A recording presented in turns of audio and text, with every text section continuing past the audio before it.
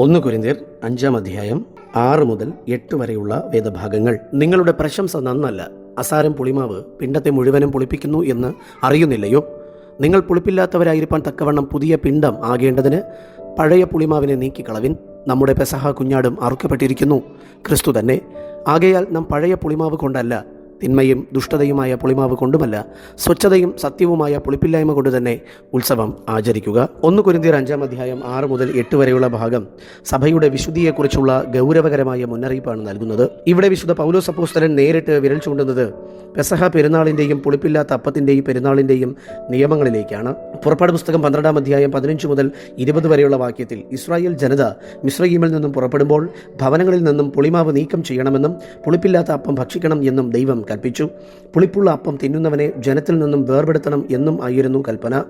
ഇതിൻ്റെ ആത്മീയാർത്ഥം പഴയ നിയമത്തിൽ പുളിമാവ് പാപത്തിൻ്റെ പ്രതീകം ആയിരുന്നു. അത് വളരെ വേഗത്തിൽ പടരുന്ന സ്വഭാവം ഉള്ളതാണ്. വിശുദ്ധ പൗലോസ് ദൈവത്തിൻ്റെ പരിശുദ്ധാത്മാവിനാൽ ഈ വചനം ഇവിടെ ഉദ്ധരിക്കാൻ കാരണം എന്താണ്? കൊരിന്ത് സഭയിൽ നടന്ന ഒരു പരസംഗത്തെ സഭയിലുള്ളവർ അനുഭവപൂർവ്വം കാണുകയും അതിൽ പ്രശംസിക്കുകയും ചെയ്തപ്പോഴാണ് വിശുദ്ധ പൗലോസ് ഇത് എഴുതുന്നത്. ഒരു വ്യക്തി ചെയ്യുന്ന പാപം ആ വ്യക്തിയെ മാത്രം ബാധിക്കുന്നത് അല്ല, മറിച്ച് അത് സഭയാകുന്ന മുഴുവൻ പിണ്ടത്തെയും മലിനമാക്കും.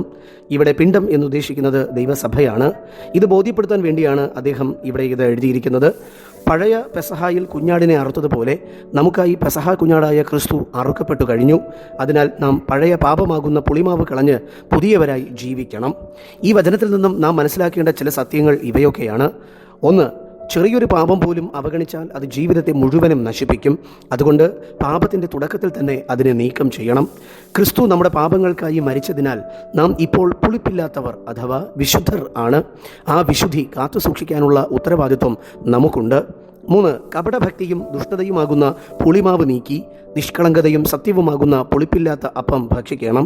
അതായത് ഹൃദയപരമാർത്ഥതയോടെ വേണം ക്രിസ്തീയ ജീവിതം നയിക്കുവാൻ. ചുരുക്കത്തിൽ നാം ക്രിസ്തുവിൻ്റെ രക്തത്താൽ വിലയ്ക്ക് വാങ്ങപ്പെട്ടവരാണ്.